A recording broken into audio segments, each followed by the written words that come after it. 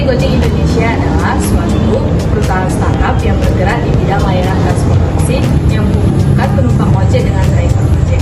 PT Gojek Indonesia didirikan oleh Bapak Nadiem Makarim pada tahun 2010. PT Gojek Indonesia ini berdiri berdasarkan dari inspirasi dan pengalaman dari Bapak Nadiem Makarim, di mana ketika Bapak Nadiem Makarim ini pergi berangkat bekerja, dia selalu kena macet dan selalu terlambat jika ingin bekerja. Jadi berdasarkan dari pengalaman ini, Bapak Nadiem Makarim memberikan ide dan mencetuskan PT Gojek Indonesia ini agar dapat membantu dia dalam menghemat waktu dalam perjalanan dan juga membuka lapangan pekerjaan bagi driver ojek lainnya. Dan PT Gojek Indonesia tidak hanya memberikan layanan di Gojek, yaitu ada juga di GoCar, GoBox, GoRide, GoFood, GoMart, dan layanan lainnya. Begitu juga di sini kami akan menjelaskan sedikit tentang valuasi pada PT Gojek Indonesia. Pada Agustus 2016, PT Gojek Indonesia berada di tahap unicorn, yaitu setara dengan 550 juta US dollar atau 7,8 triliun di Indonesia. Dan begitu juga pada tahun 2019 nilai valuasi pada PT Gojek Indonesia berada di tahap dekakon, yaitu sebesar 10 miliar US dollar. Baik, selanjutnya saya akan menjelaskan tentang strength atau kekuatan dari perusahaan Gojek, di mana Gojek memiliki beberapa strength atau kekuatan untuk dapat bersaing dengan perusahaan lainnya. Yang pertama, sebagai perusahaan startup lokal, Gojek memiliki brand recognition yang lebih tinggi dan lebih mudah memahami market pasar.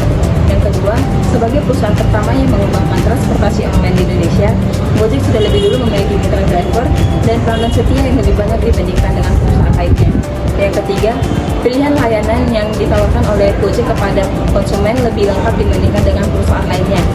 Jenis layanan yang ditawarkan oleh aplikasi Gojek adalah seperti GoBox, GoFood, GoSend, GoCar, dan sebagainya.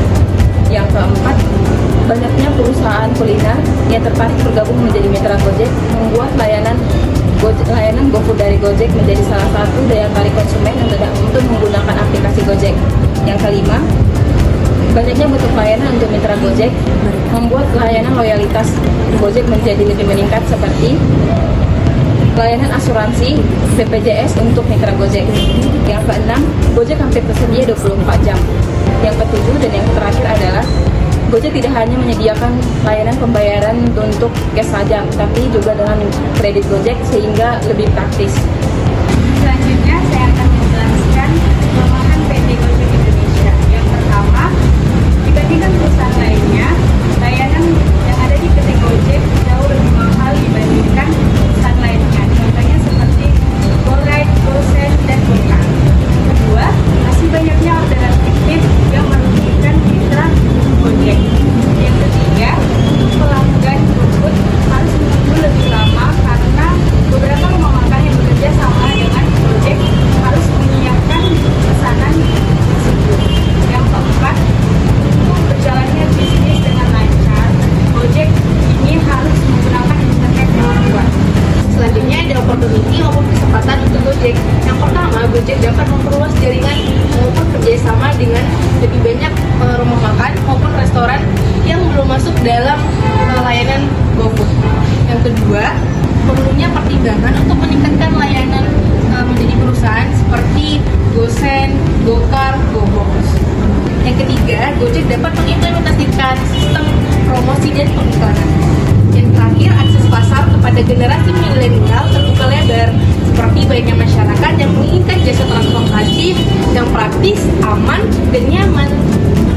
Terakhir, analisis SWOT yang keempat yaitu trik atau ancaman. Yang pertama, pemerintah akan membuat aturan tentang tarif layanan online seperti batas tarif minimum atau maksimum. Walaupun hal tersebut tidak terlalu mempengaruhi pelayanan ke pelanggan, tetap saja bisa menjadi tantangan untuk perusahaan karena mereka harus menyesuaikan dengan aturan tersebut.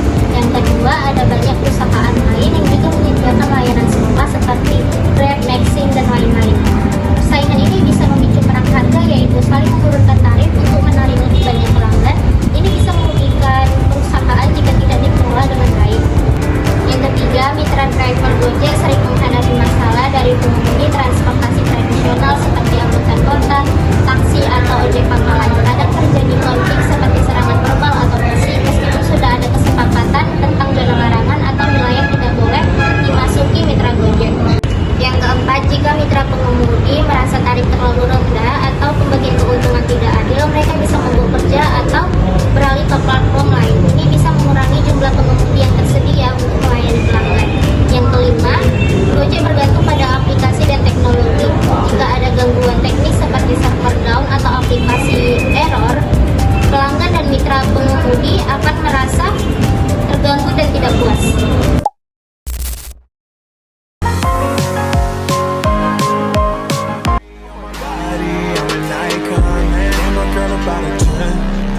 should fuck her in the Benz.